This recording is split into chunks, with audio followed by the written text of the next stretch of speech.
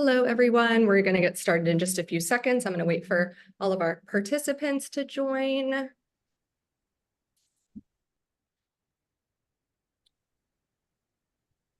We'll just get another minute or two.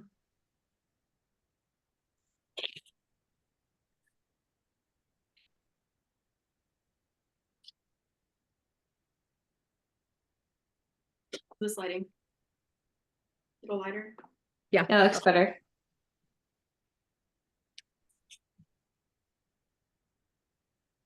All right. I think we'll get going here. I am Kelly. I'm from Simply Organic Beauty, and today we are going to take on our Tech Tips webinar with our lead artists, Jordan Jones and Marissa Neal. It's going to be pretty casual today. We really want you guys to interact. Feel free to drop anything into the chat. While I'm sharing my screen, I'll do my best to monitor those, and you are also welcome to use the Q&A feature.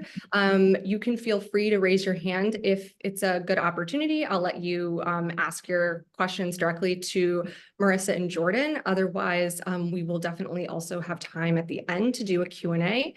So I will go ahead and turn it over to Marissa and Jordan to get started here. And I'm going to start with our just a quick table so that while they are talking and mixing and also painting, you guys can kind of take in the mixing ratios and processing times, just because it'll be a lot of information coming at you all at once. All right, go ahead. Over to you guys. Hello. Jordan, you want to start? Yep, I can start. Hi, everybody. First of all, thank you so much for taking time out of your valuable time off. We so appreciate it. We're so excited to have you guys here. Today, we're going to be focusing on, we're both going to be doing color. This side, I hope you guys can see. I'll move a little closer if you can't. This was new doll head, nice level 7, 8. It looks kind of dark in here. This is actually pretty light. And this is the side that I finished using red color. We'll show our formulations here in a second, but it's beautiful. So we're really going to be focusing on talking about color today and showing how to utilize it, letting you guys know what's a little bit different about Areté and how we can change our mixing ratios, our developers, and our processing times, which is, you know, kind of like what we stand on, along with some like really nice kind of technical skills. So what I'm going to be doing today is a base and a color melted low light. I'm going to be leaving some of this like blonde natural hair out as like my lighter color. It's already golden. It's a little bit red. It's really beautiful actually for a doll head. The base, I'm going to do 6-3, 6 gold with a little bit of 6-3-4. If you joined our last webinar, you would have seen me go on a tangent about 6-3-4 or all the 3-4 series. They're so soft than what we're typically used to when we're looking at a copper. 2 parts gold, 1 part copper, but they're almost kind of rosy. So it's so good for a base color when you're looking to get like a very natural auburn result versus like that artificial red. So I did 10 grams. Yeah, I had to double check. I'm right. 10 grams of 6.3. 5 grams of 6.34, 1 to 1.5 with 10 volume. I decided to stick with our standard mixing ratio, which is 1 to 1.5. I decided to stick with that for every element that I'm doing today because this is a doll head and it can be a little bit harder to lift. So I didn't want to use my toning mixing ratios today, which we can jump into also. For the mids, 10 grams, 6.34. 5 grams, 7.4. I'm kind of upping the copper. I'm not worried about hot roots. I want a little bit more like oomph in my formulation. 1 to 1.5 with 10 volume. And then the ends on the low lights that I am doing are 7 grams, 8.34 with just 2 grams of 7.4, 1 to 1.5 with 10 volume. Had this been on a client with previously bleached ends, I definitely would have switched my ratios a little bit different. I probably would have done 1 to 2, which is what we use for toning. And it's also what I'm using for low lighting, like treating it more dimmy-like. But yeah, and it turned out beautiful. I hope you guys can see, but I left a lot of the natural out. I'm going to be showing you my favorite technique where I'm really just sectioning everything off first And then I'll show you in the back, then I'll go back and do all the low lights at the same time. I would say the main thing to kind of look out for today that is my favorite thing that I'm teaching today, which is how to low light and feather down the color without completely saturating the ends. Super simple. It just takes a little bit of practice. Yeah, May, I know you know what I'm talking about. It's going to save you so much time. It's going to make things so effortless, and we're not going to have to worry about weird lines. I'm going to give you my tips on all that. So I'm going to go ahead and finish mixing up. May, do you want to jump in with what you're doing? Yeah, so mine is not prepped, but her starting canvas is just pretty heavily highlighted. She's got a little bit of outgrowth there. So we are me, not her and me. I'm going to take her more chocolatey. So I'm going to base her with, my mixing ratio was 30 grams of 403, which is a natural gold, and then 10 grams of 42, which is a violet. I'm excited to add that violet in there just for like extra depth, extra richness. And just to really kind of give that kind of warm chocolatey feel for her base color and her low light. And then I'm also going to be doing a mid color and an end color. Anytime I'm taking a client from lighter to darker with color and then going more than two to 3 levels in tone, I'm going to utilize a mid color. So we've got the base at a level 4. Her mid tone is 10 grams of 703 and 10 grams of 53, just to make like a nice level 6 gold. I just didn't have that on hand, so I'm going to mix the two. And then her end color, I'm just doing, I just did 803, which is again a natural gold. So keeping the tonalities kind of all in the same family, but I'm going to really show you some cool placement of like how I like to utilize that, how I like to melt them in together. But still, we still want to leave some nice dimension. And so that's going to be like her highlight color is going to be the 803.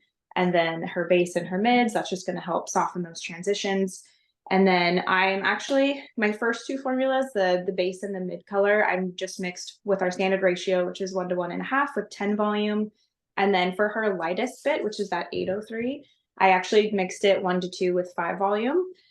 Typically, this hair, on a real client is going to be a little bit more sensitized. So I want to slow that deposit just a little bit, make that highlight color a little bit more demi-like versus needing it to be a full-on permanent. So I'm going to get going with my application.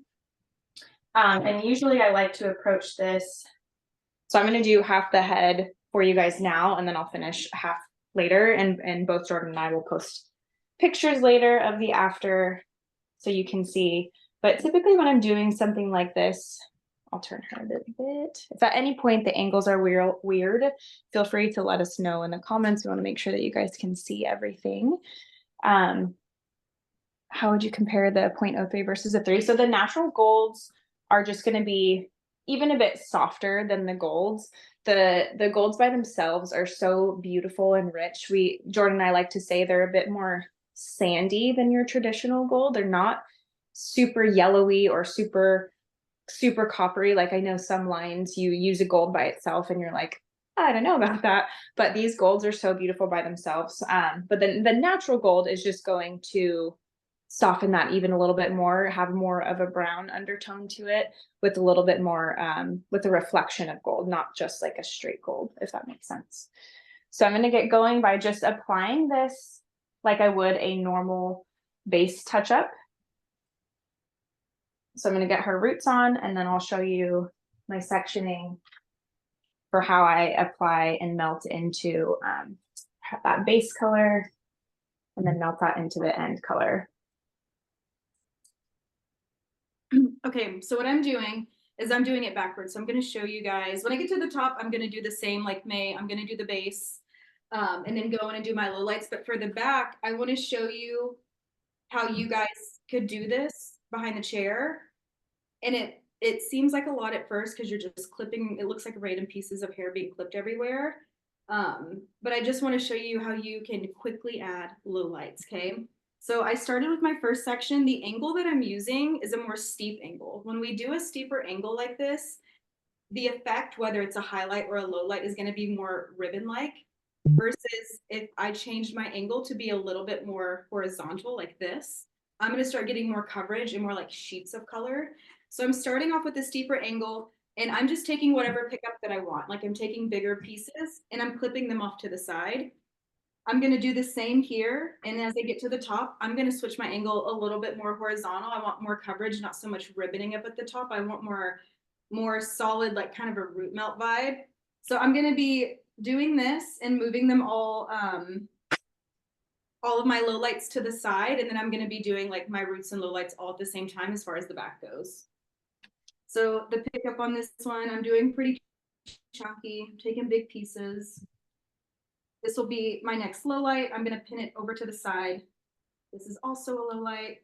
And then the hair that's left out here, this is going to be roots. And then I'm going to be kind of dragging with my fingers. And the technique, the thing that I want you to keep in mind when you're doing this, when you're using your fingers to drag something down and to blend, the best way to do it, I'll show you, but just to tell you in a technical way, the best way to do it when you're coming like this is when you come out, you open your hand.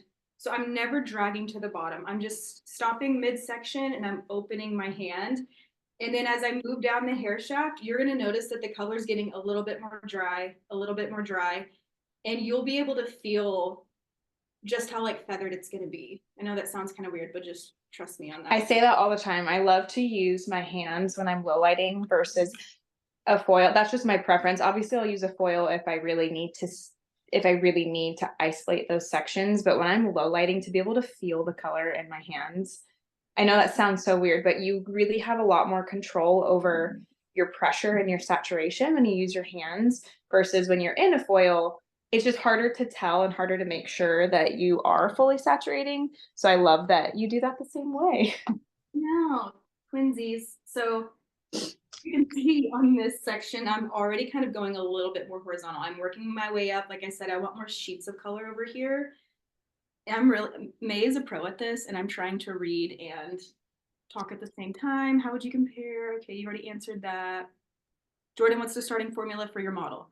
So this was just how the doll came. I don't know. I'm gonna see if I can get a little bit closer. It's just like a level 7, 8. I mean, honestly, I would love this color on my head. It's like a light ish, goldenish. And then what I've done over here, let me take the pin down. You guys can see this is just a base and low lights, and it's beautiful. And again, I'm utilizing the golds and the 3 series. Let me clip this back. So I've just got 2 more sections up top to kind of pin off. Again, I'm pinning the low lights off to the side right here, and then I'll get started on my color application. So, and I'm approaching mine mostly similar, a little bit different though, because I am going to be melting all my colors in just sort of as I go versus pre-sectioning them out. So I just got done applying her back. I'm going to continue on to the front. Got her base color on, and then what I'll go through and do is use my mid color. Really what I want to go for her is make her look a lot more like a true brunette, that chocolatey base color with these kind of golden caramely ribbons throughout. So we're going to be utilizing a lot of that 4 to pull down, and then that mid color is going to be used to kind of create a buffer, because I don't want that 4 to be going all the way through her ends. She is a little bit, lighter and highlighted, more porous, sensitized through there. So that's just going to create like a really beautiful color for it to fade into, and make sure that the ends don't grab too dark. So I'm going to turn her this way. I'm just going to keep getting the base color on really quick, and then I will show you guys how I like to pull all of that through. And I'm going to be really utilizing a lot of slices and heavy weaves to get my color on, because we really are changing her whole foundation of her hair. So I want a lot of coverage. I'm going to be utilizing slices for that. And then for her highlight color, I don't want it to get too lost. So I'm not going to be doing baby fine weaves. I would if I really wanted just to add like a little bit of sparkle, but I still want to see a little bit of contrast in there. So we're going to be going a little bit heavier with that pattern. So I'm going to start melting down my first section. I've just applied the base color, and you can totally apply the base color all over this one quadrant, go back in and section. Like you can totally do that too. It's really just going to be a personal preference. And again, I've got my 3 formulations here. I'm going to start with my mid color. And again, in this section, this is going to be my quote unquote highlight. But if I didn't blend anything down and I had a darker root, it wouldn't be enough to blend this lighter color with my low light. So I just need to bring this down a little bit. So I'm going to take my mid-tone, my mid formula. I'm going to hold the section. I'm just applying a little bit right there. And then I'm going to start feathering. And again, I'm letting go pressure about midpoint, opening my fingers like this. And you can just feel the color blend in and kind of dry out. And once you try this, you're gonna know exactly what I'm talking about. You're gonna know when to let it go. Like this is gonna be perfectly blended. I'll see if I can get a close up for you guys. Let me do this next section. I have small hands and working in more skinny horizontal sections is more helpful for me. I feel like when I try to take a larger section, that is when I end up with blotchier pieces. Do you have any tips for that, May? Yeah, same. I think the biggest thing to remember when you're working with color is just really evenly saturating. And if that means for your hand size or just what you're comfortable with, taking a little bit smaller sections to really ensure that you're getting proper saturation for your full color payoff and it's not spotty. Those are things just to be mindful of. And wiping your hands consistently between each. Yeah. I like to keep 2 towels around just in case. I'm gonna see if I can get this doll head a little closer so you guys can see where the color's kind of stopping.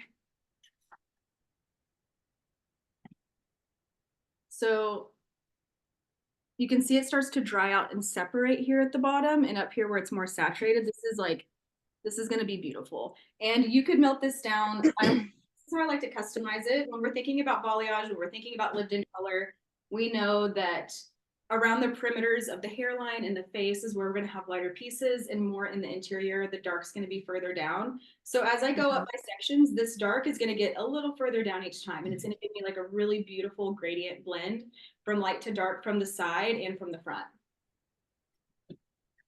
So one thing I'm going to do, especially on a real client in the salon, is we've got those baby fine hairs around the hairline. So I'm actually going to not put my base formula on her hairline just yet.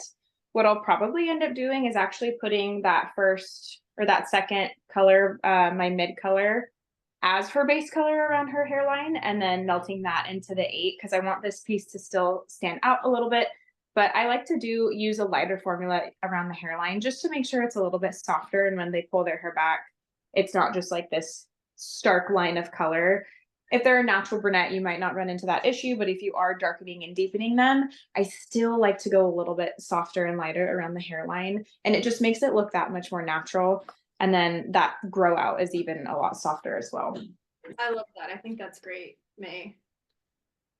It's all just about keeping things looking nice and natural, you know, and it's those little things that do kind of set you apart as well, and that your clients will notice, honestly. Mm-hmm. I love that kind of tip too for a low light behind a money piece. Like we've all seen it on Instagram a million times that the dark needs to live behind the light for it to pop. Yeah. Also hate to see is a low light dark at the bottom of the money piece. Like it doesn't feel as natural. So doing something like that, a lighter formula, even on just that piece, or leaving some hair out dry like this, is going to allow you to bring some dark down without having any harsh lines at the very bottom. Yeah. Okay, so I'm going to get my second color mixed up here. And basically what I'm going to start doing is alternating those pieces. I'm going to be starting in the back, but I'm going to be alternating how far down I pull that level 4 and then my mid color, which is that level 6.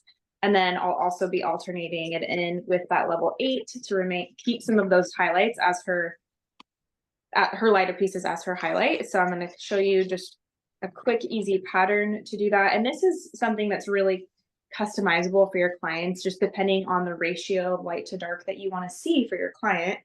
Is, you know, how you take your section and then you subsection it out, and that ratio size of the hair that you're weaving or slicing is going to change depending on what you want to see. So if you're wanting to see more dark, less light, you're obviously going to be utilizing a bigger ratio of the color that or the section that you're putting the color on. So I'll give you an example of that in just a sec.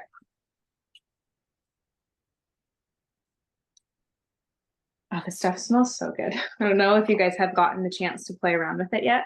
Every time you do it, people are like, it's just so mild and pleasant. It's really nice. Yeah, is there anyone on here that's been able to use it yet? I'd love to hear any feedback that you guys have. Today's a good opportunity to sort of troubleshoot too. If you have used it and you have questions or you need ideas for formulations, we are so happy to help with all of that. Yes, and we've both gotten a few DMs about it. Please, guys, utilize us. Like, this color line is a little bit different, that it's non-ammoniated. So there's a lot of little things that are different versus a typical ammoniated color line that you're not used to. And so if you find instances where maybe your base colors are looking a little dark or anything like that, please message us. We're here to help. Yay, mine came today. That's awesome. Jordan and I both have our sort of go-tos so far now that we've been using it for a couple of months, and I'm excited for you guys to kind of find your go-tos within the line as well. I know, I feel like I'm gonna discover new colors that I love from people. Yeah, I was actually excited that I am doing a doll head today because I haven't used the 4-2 by mixed into a formula yet, but so I get to. Doll heads are just great because they don't have a preference and we get to be creative and do what we want. It's a great place to be able to experiment with colors as well. Okay, so we've got that on. I just broke that line of demarcation very softly, comb that down a little bit, and then now I'm gonna start. Let me try to get the best angle here. I think that's, I don't know. Let's see. That works. Okay. So one thing I'm going to do in the back here is this. I'm thinking about her end result as a whole. So this underneath section here, this is going to be the hair that falls forward when she, pulls her hair over her shoulders. So I do still want to see a little bit of dimension down there. So I'm not going to be darkening that whole chunk of hair there. I'm going to be utilizing some dimension. So I'm going to start my sectioning out with just a diagonal back here. And I will just pull this hair to the side and get it out of the way. If you were, in the salon and you needed to utilize some cleaner sectioning, what you could do is put a foil over the top of her head to be able to flip this and make sure there's no color transfer. I haven't colored this side of her head yet, so I feel totally comfortable just clipping the rest of that hair over. Or you can use like a piece of mesh or something just to stay really nice and organized. And then the first thing that I'm going to do is actually just push in that color that I just applied and drag it down a bit. And sort of like what Jordan was saying is like, that's just going to create softer transitions within my color so that there's no hard stop in between my transition colors. And they're just going to get a little bit more melted in together. So I'm just sort of pulling that down. And then on this first section, I think what I'm going to do to leave her ends a little bit lighter is utilize my mid color, which is that level 6. She's got some dark pieces through here already. And then some of this, her pre-existing light is like, it's like a 7 back in here. It's not too crazy light. And then I'm just going to apply that level 6, her mid color, all the way through the ends. I'm actually going to call it her, maybe not her mid color, because I am pulling this one all the way through the end. So I'm going to call it her, I don't know, I'm just using 2 different colors to pull through the ends. Formula 1 and 2. Huh? Yeah, Formula 1 and 2. That's what I was trying to say. So another thing, talking about keeping things clean and organized, May mentioned using the foil. I do that trick all the time. I love that. Another thing to keep in mind that just really elevates the service is keeping the client's face and ears clean. And a way that I used to do that is I use cotton all the time. Even after a foil service, I'll put cotton under the foils in my client's face. Everybody knows that hot, sweaty feeling of foils. Also to keep the base color in between foils nice and tight on there. So doing something like this where everything's very open, you could definitely utilize that to prop sections up, keep ears nice and clean, all that kind of good stuff. Yeah, that's a great point. There's a lot of things you can do around the barrier of their hairline to create a barrier. There are different you could even use like Vaseline or something if you need. But again, it's just those little things, cleaning up that hairline as soon as you get all of those baby hairs in, cleaning it up so that they're not left with, a big ring of color around their hairline. And I can't tell you, every single time that I take the time to do that, which is every time I'm doing a base color, my clients are like, oh, thank you. And they tell me their past experiences where they haven't had that happen. Gosh. So it's just a nice It's a nice thing for them. So I'm done with the back section. You can see what's all left out, the low lights that I'm bringing down. This is going to be my highlight with the drier hair. If any you're having a hard time seeing this, let me try to get closer. And all of the darker pieces that I've pulled out, I've twisted them all together. So they're all hanging out by themselves on the side. They're not running into the lighter color. I'm not worried about it hitting that at all. I am going to go to the side. I'm going to use the same ideas that I just showed you guys now, except I'm going to do all the base color first. So basically what May just did. And I feel like with the round of the head and being at the top, that's a little bit easier in this instance, where in the back, I feel like what I just showed you is a little bit faster for me personally. Somebody asked, does Areté own their own base color formulation? It's a great question. I would assume so. We have been working, or Simply Organic Beauty and Areté have been working on Areté for like the last 4 years. So everything is very intentional. Everything is very thoughtful, all the ingredients. And I knew it took quite a long time.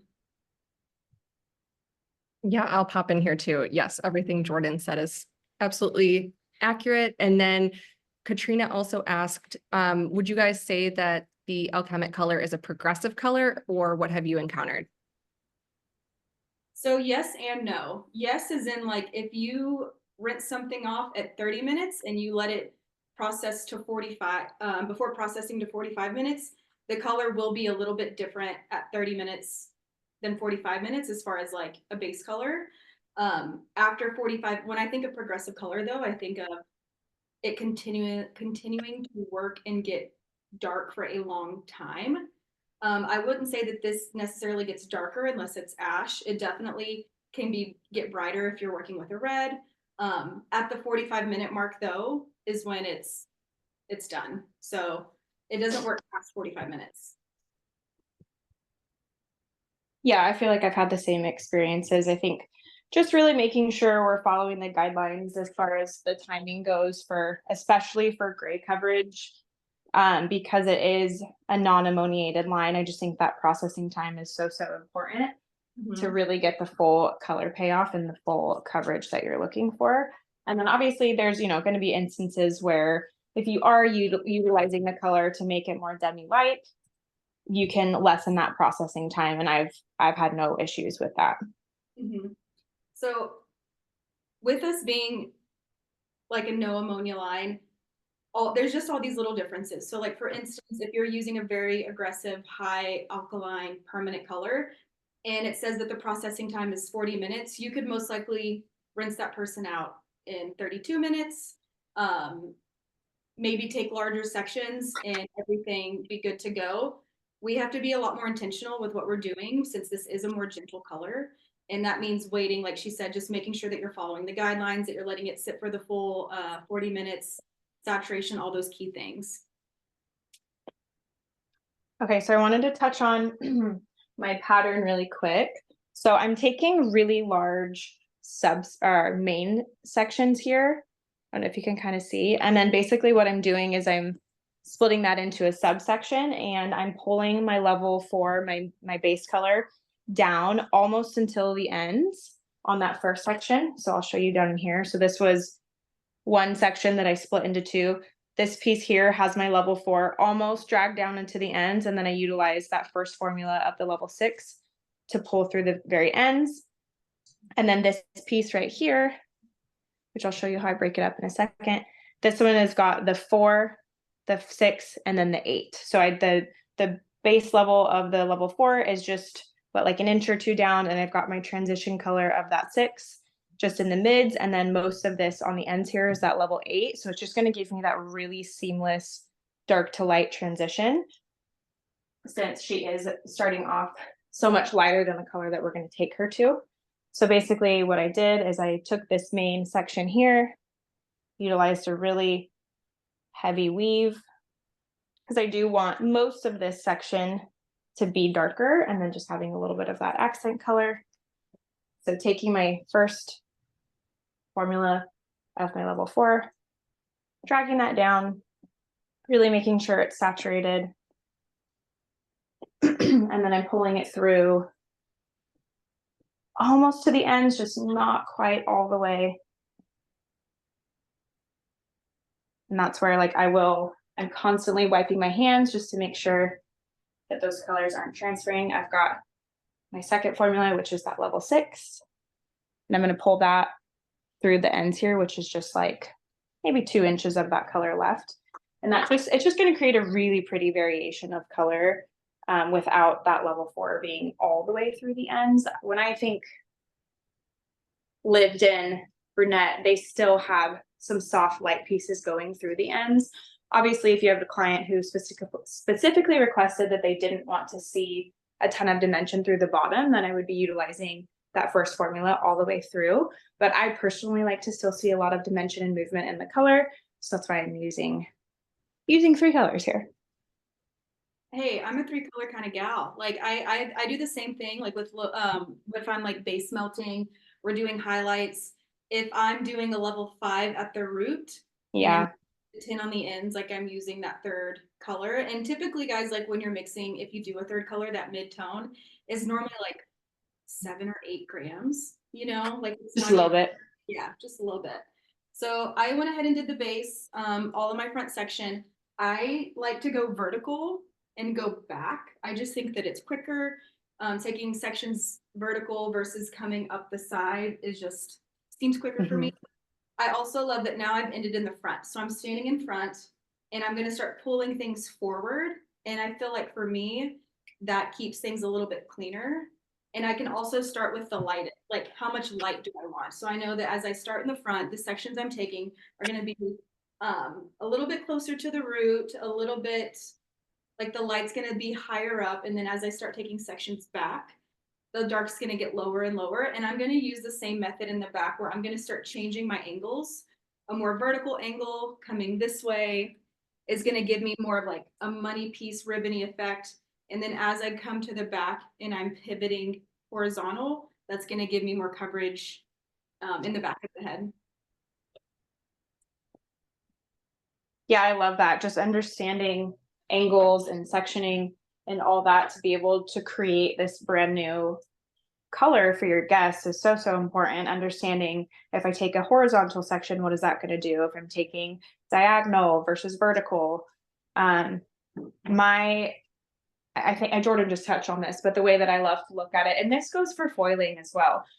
For me, when I think about all of the 3 different ways to place things, horizontal is great for coverage and softness. Diagonal backs are great for contrast and coverage. And then vertical sections are obviously going to give you a really strong ribbon because of the way that it lays. So keeping those things in mind when you're applying color and when you're foiling could honestly help you so much. Just fly through your application to really understand, okay, I'm going to place 3 diagonal backs in the crown because I want some contrast, but I also need some coverage. And then, you know, I'm going to go vertical if I really want to see like a strong money piece. So for my first section, I'm starting with my angle, and this is what I'm going to be low lighting. Now, this is around her face, and I'm going to do this different than how I did the back because I want more lightness around her face. I'm going to do my mid color and I'm going to do my end color, but I'm going to leave the tippy tips of this color out just for this first section. That's going to give me more of like a solid, lighter perimeter in the front. But before I do that, since now I have my base color done, I don't want to be flipping back and forth. I'm going to just twist this, lay it up top. I can come down here, drag this down where I need to. This is already sectioned off. Go to that, wipe my hands, move on to the next section. So I'm applying to the mid, just like I did in the back. Again, keeping in mind that I'm at the front and I want more lightness. I'm not taking this down very far. These sections, as I move closer and more interior into the head, this is going to go further down. Okay, so before I move on to the front, I just wanted to show you the pattern and the sectioning one more time. And what I've done to stay nice and organized is everything that has the level 4, the darkest, melted into that level 6 is off to my right side. And then everything else that has the more of a transitional color where it's the 4 to 6 to an 8 is pulled off to the left. And then basically when I get up in here to the front, I will pull those lighter colors just to meet the back right here, just so it stays nice and organized. So our sections are almost looking kind of the same. I just apply it slightly different. So we've got our darker here, our highlight color here, and that's how I like to stay nice and organized as I go. So I'm going to move on to the front. Hopefully everybody can see. Okay. What did you say, Jordan? I knew we were gonna do that. I know. Like reading your mind. I know, right? So this section that I'm leaving, I have the root, the mid, and the lighter in color that I'm using my formula to, and I'm leaving the end out. So this is like a 4-tone transition right here. And again, I'm doing this around the ear. I will do this sometimes on the neck, definitely behind the money piece. Picking out my next one, doing the same. Kelly, is there any questions that we haven't seen that we've gotten to yet? I answered a few in the chat, but let me just double check here. Was it? We did get one, Lindsay. I love this question, Lindsay. Jordan, she wants to know what the formula is for your personal hair and where you want your lipstick. I'm so glad that you can see my lipstick because I thought my screen was really dark, so that makes me happy that you guys can see. My lip liner is Everywhere Walnut and Kosas, I think it's called Baby. Like it's just like a really sheer, really plumping. It's really, really good. But and what was the other question? What's the formula for your hair? So my hair is 703 and 7'4". So I have fine hair. I have a ton of hair. My hair is that annoying hair that like you make one little cut with layers and there's like a line, you know, if it's not textured.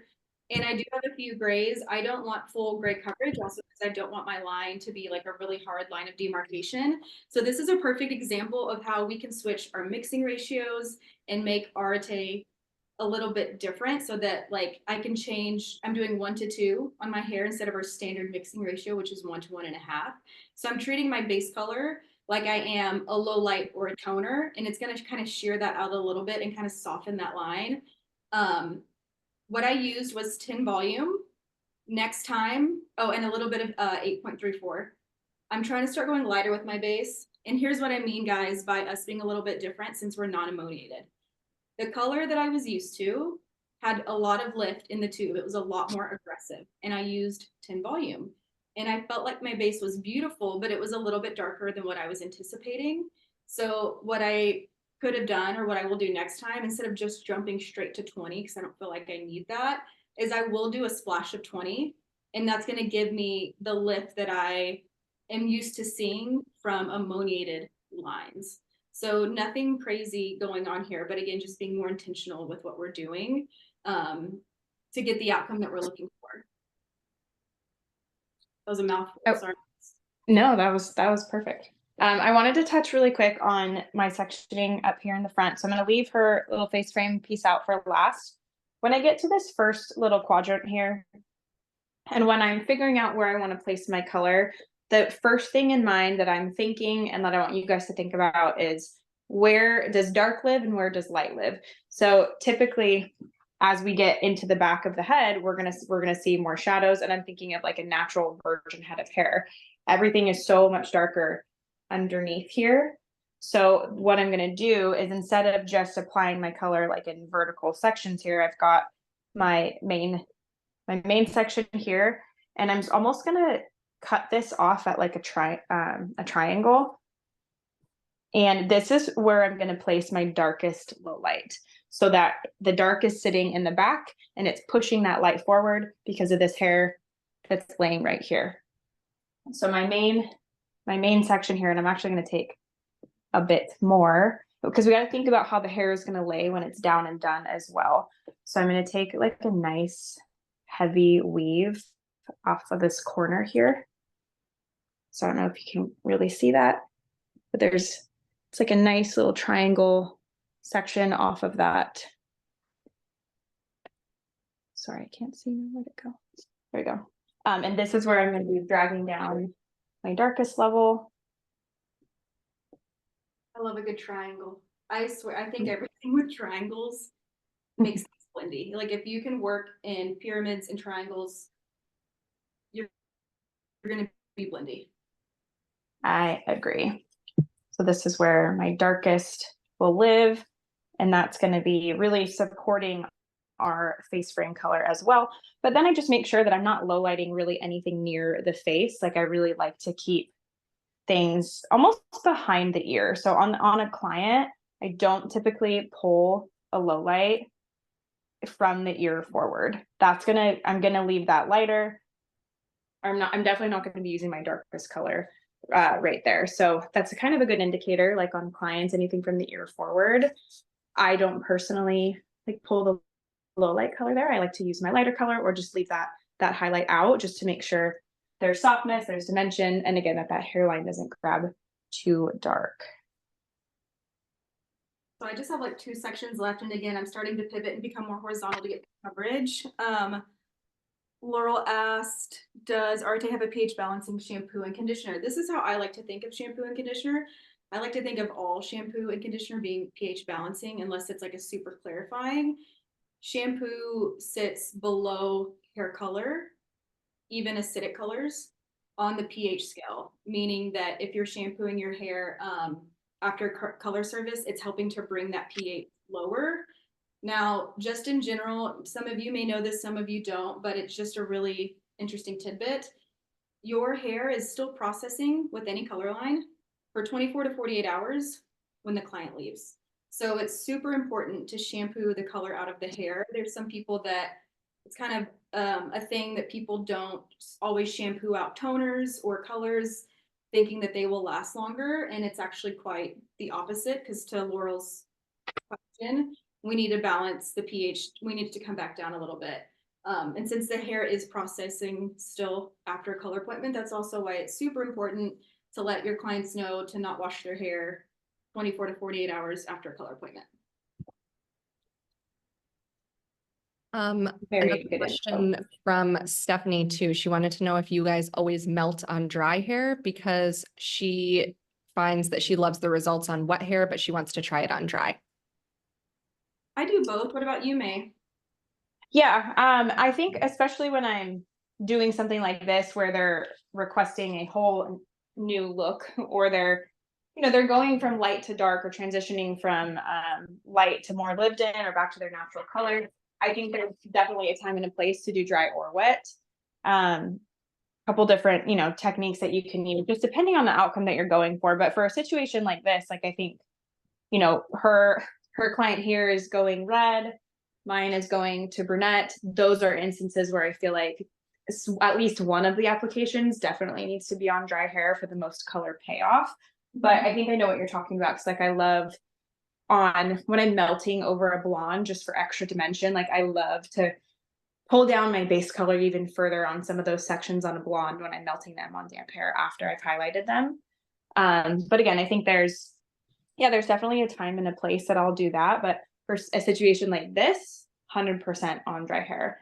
And if she came to me and she was maybe even a little bit lighter than this, I would be filling her first and then come back and do the same application.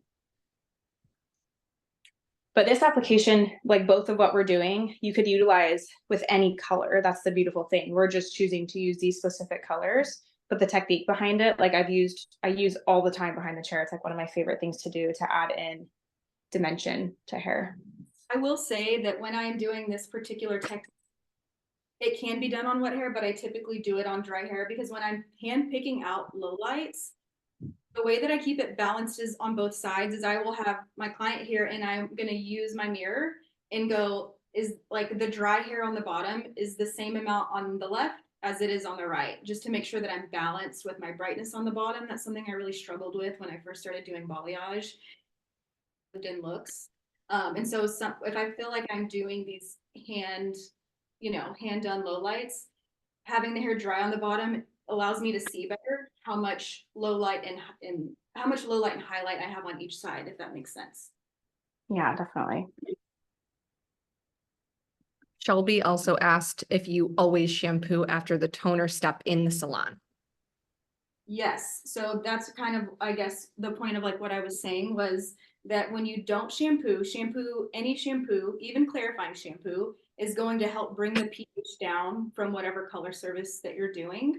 And so that's not going to necessarily close the cuticle. I know a lot of people say that, but it's going to help regulate it and bring it back down. And that's going to increase the longevity of your color. So if you do not shampoo the color out of the hair after any color service with any line, it will not last as long. You will have so much more fading, which people, when they don't shampoo, the whole point of that is they think they're going to prevent fading. So it's actually the opposite.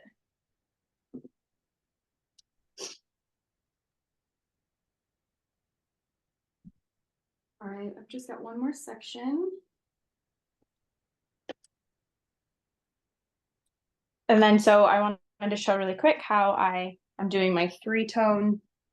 So I've got her first formula, the 4. Here's my second. When I'm using this as an actual mid color and an actual transition tone, and this applies for when I'm even melting brunettes, anytime I'm doing a root, a mid, and an end color, I drag that base color down a little bit. I just drag that color on like an inch or two. I do make sure I get the underside as well. And then I really push that in.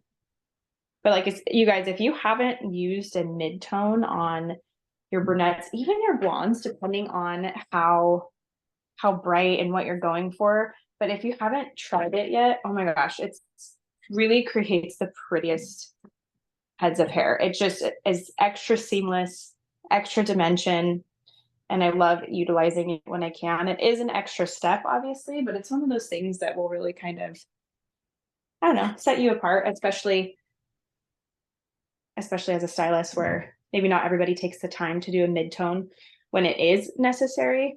It's really that step that takes it from looking like highlights, like you say you've highlighted a brunette. If you were just to do a root shadow and an end color, it's probably still going to look like highlights because those highlights are a lot higher up, but utilizing that mid color really softens that transition and makes it look a lot more blended and seamless versus highlights with a root shadow, if that makes sense. There was a question somebody asked. That's helpful. Thank you. I've never heard that before, talking about shampooing color out of the hair. So for scenario, if you were highlighting, would you shampoo that out, then the toner, shampoo, and then conditioner? So basically doing 2 shampoos. That is correct.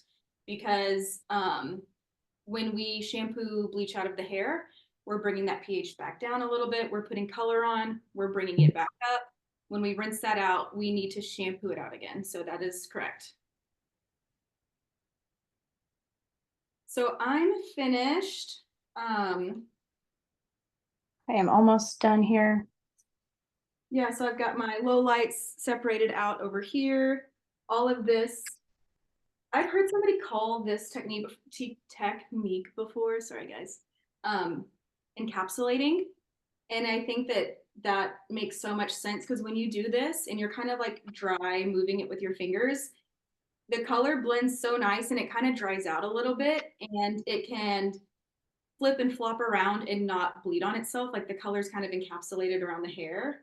But again, here's the after of what this technique looked like.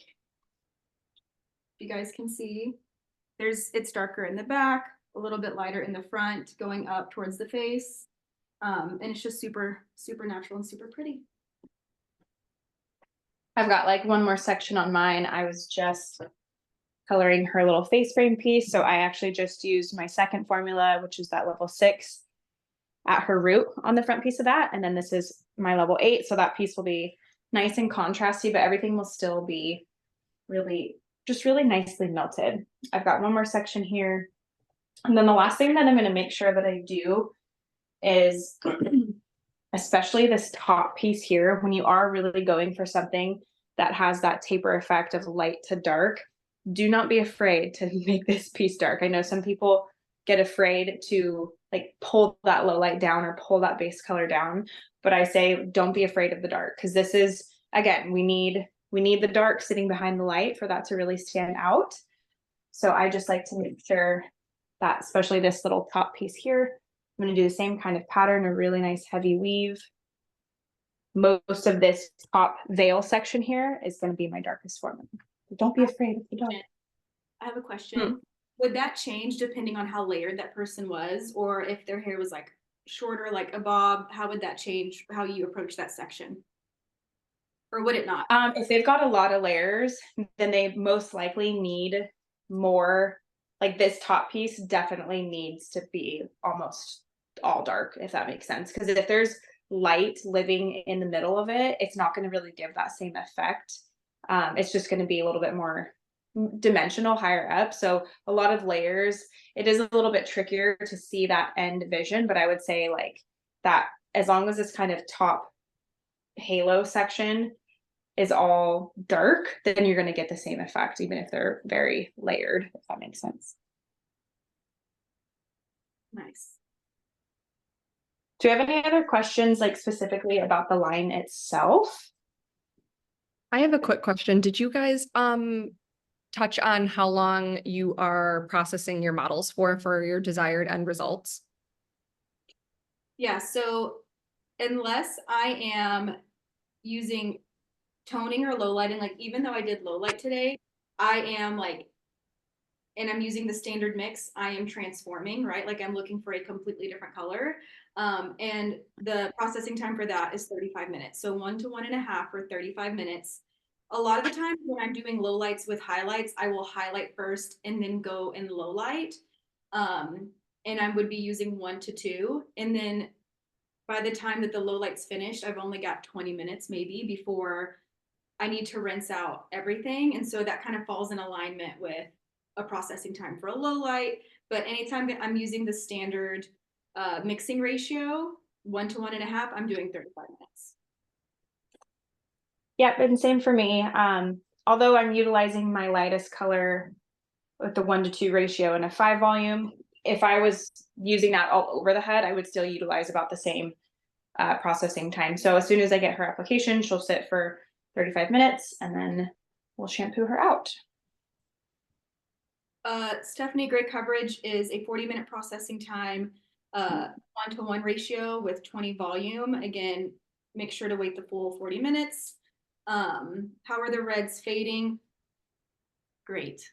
They're fading great. They look very nice. I will say when I'm doing reds more in like a root tone, like an intoner, like I would a blonde at the shampoo bowl, and when I'm doing, 5 volume, 1 to 2, that's obviously more faded when they come back than like their root.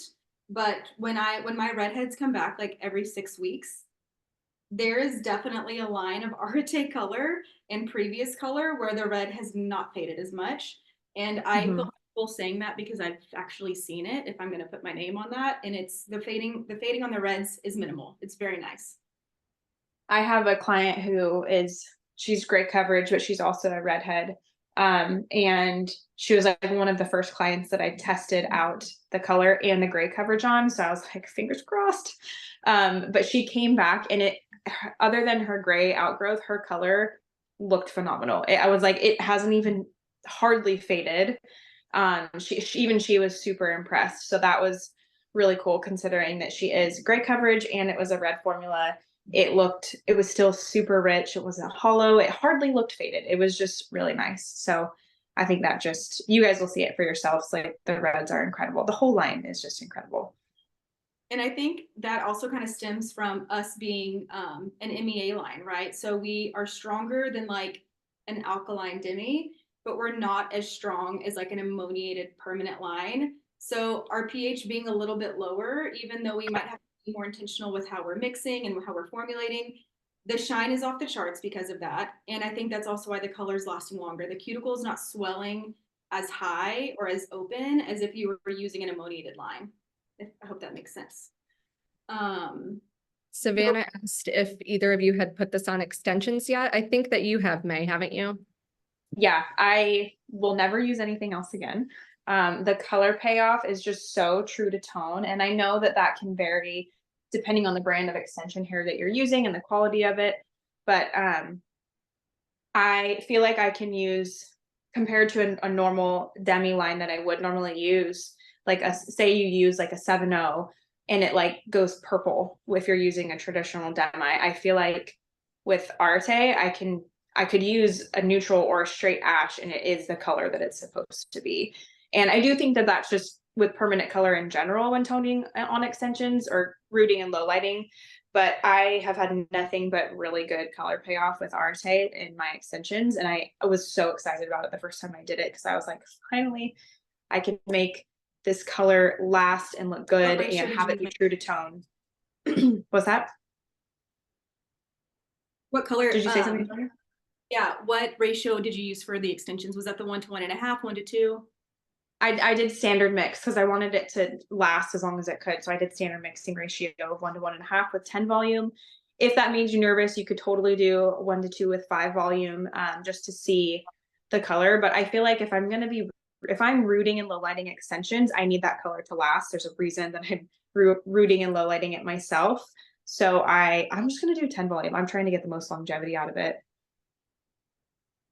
That's awesome. I got hair color all over my pants. Y'all are.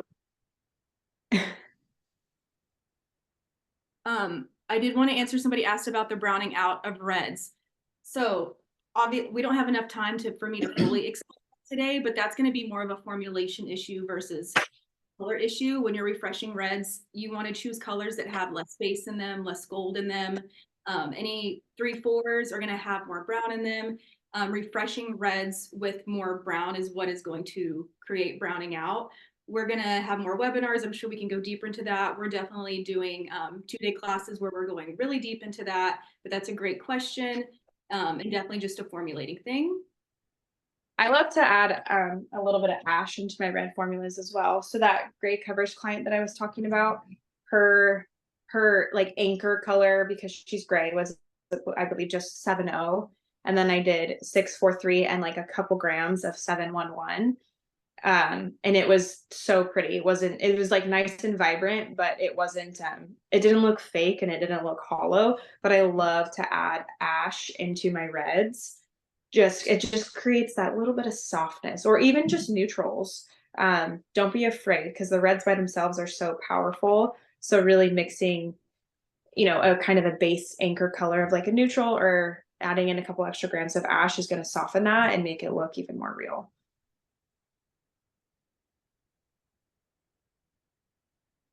How is the lightning power with this line? I love the names of them and the ammonia factor.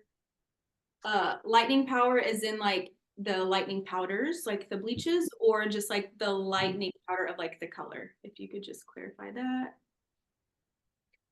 Let's see.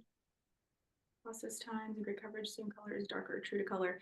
It's definitely true to color. Now, what I would say is if for whatever reason you have somebody that's super, super resistant and you feel like you need more, what I've been doing is adding a little bit, like let's say I'm doing 5N and 20 volume, and let's say this lady's super resistant coarse hair. If I was having an issue, what I would do would be to add like 5 grams of 4.3 to that formula. So a level darker, just a little bit with some gold and a splash of 30. So that's going to give me more deposit in my color and more lift with the cuticle, and give me more gray coverage.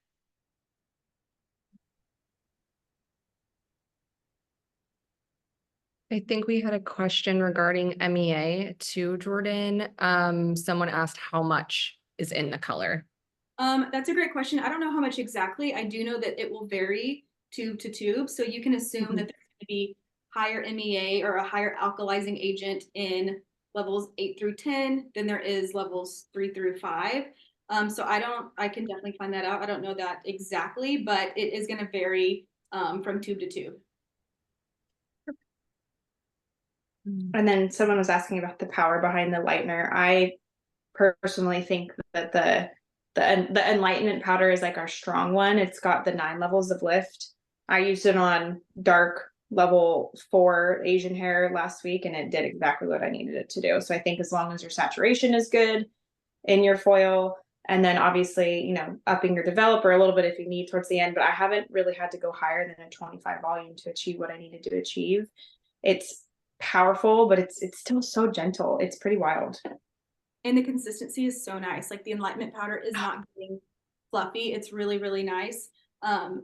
There is something about the butter lightener that May and I haven't seen before, but it's actually really interesting. When you open the foil while it's processing, you can see where there was previous color and virgin hair, and it looks like they're processing at different times. And for whatever reason, when it's all fully done, it's all the same. But it's kind of cool to open up and see. I'm sure that's just a characteristic of it not being ammoniated, but they're both amazing. And with a white, I feel like anytime I use a white lightener, I feel like you can really see through it better, and especially if there is previous color on the hair. Honestly, I think the butter lightener is my new favorite for a lot. Like, I don't think I will ever use anything else again for my brunettes. Just the way and how soft the lift is, and the way that it's creamy, your blending capability in the foil, and then the fact that it is like a slower, more gentle lift. You don't have to worry about over lifting your brunettes, which is amazing when you're going for rich and warm. Even if you're going for a cool level 8, just having that more gentle lift versus like blasting it to a 9 or a 10 and then having to tone it back down. It's so nice.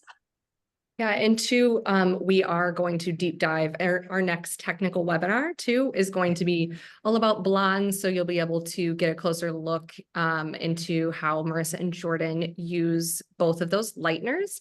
I think we'll do one more question before we wrap up. And then, as Marissa said, we'll post after photos, and we'll also have the formulations and processing tables and things available as resources after the webinar.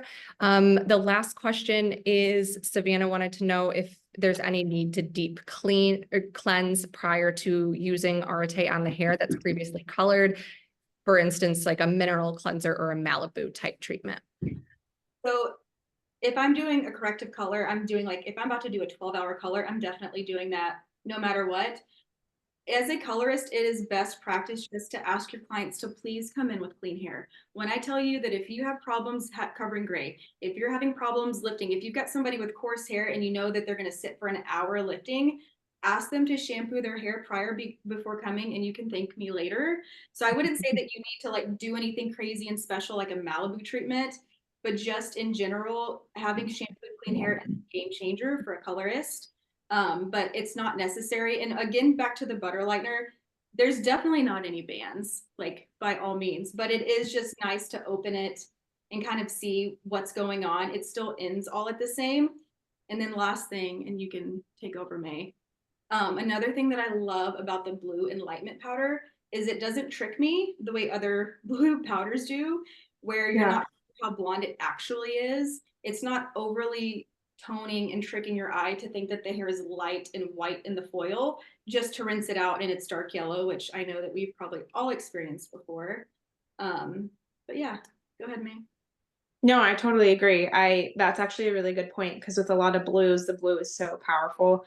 I almost feel like it like starts off blue, but it almost gets lighter as it's processing. So it's super easy to see through, and you can tell like when you open the foil, or like that's right where I need it, or it needs a little bit longer if it's still, you know, orangey or goldy. But yeah, the lighteners we could probably talk about the whole line all day, but I think I can speak for both of us when I say this, but I feel like the line has like changed my life behind the chair so much. So I'm just so excited for everybody to keep trying it. It's just really a game changer, honestly. Okay, can I say one more thing, Kelly? Of course you can.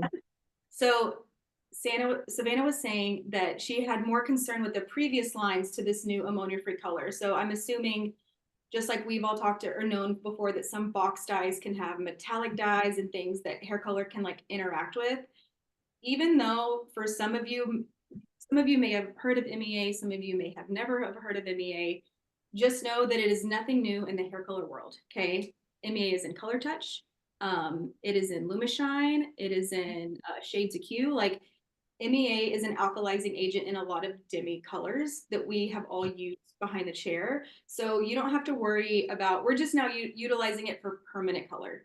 So you don't have to worry about it interacting with something that it's this new weird thing.